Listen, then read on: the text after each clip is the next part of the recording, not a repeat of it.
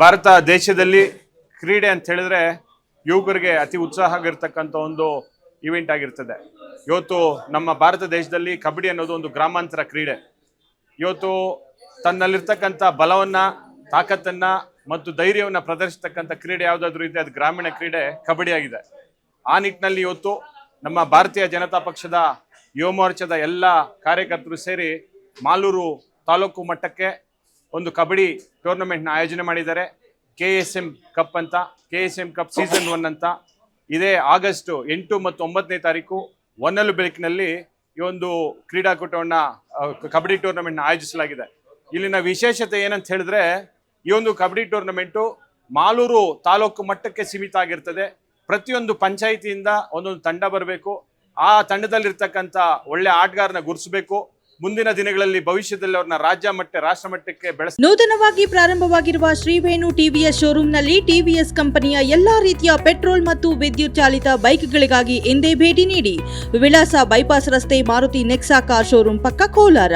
ಹೆಚ್ಚಿನ ಮಾಹಿತಿಗಾಗಿ ಸಂಪರ್ಕಿಸಿ 9986833899 ಅಥವಾ 9986933299.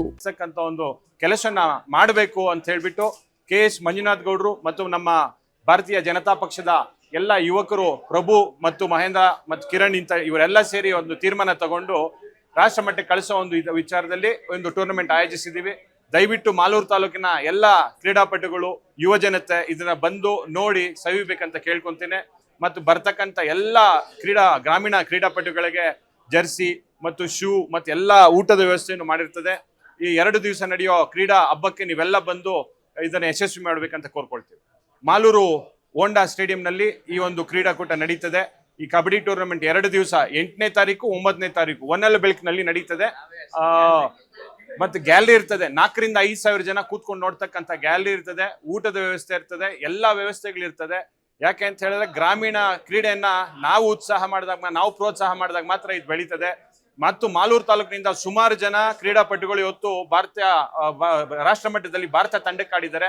ಅವ್ರಿಗೆಲ್ಲ ಸನ್ಮಾನ ಕಾರ್ಯಕ್ರಮ ಬರೀ ಕಬಡ್ಡಿ ಕ್ರೀಡಾಪಟುಗಳಿಗೆಲ್ಲ, ತಾಲೂಕಿನಲ್ಲಿ ಇರ್ತಕ್ಕಂಥ ಅನೇಕ ಕ್ರೀಡೆಗಳಲ್ಲಿ ರಾಜ್ಯ ಮತ್ತು ರಾಷ್ಟ್ರವನ್ನ ಪ್ರತಿನಿಧಿಸ್ತಕ್ಕಂಥ ಅನೇಕ ಕ್ರೀಡಾಪಟುಗಳಿಗೆ ಕರೆದು ಸನ್ಮಾನ ಮಾಡ್ತಕ್ಕಂಥ ಕಾರ್ಯಕ್ರಮವನ್ನು ಸಹ 8 ಮತ್ತು 9ನೇ ತಾರೀಕು ಇರ್ತದೆ. ಮಾಲೂರಿನ ಎಲ್ಲ ಜನ ಬರಬೇಕಂತ ಕೋರ್ಕೊಳ್ತೇವೆ.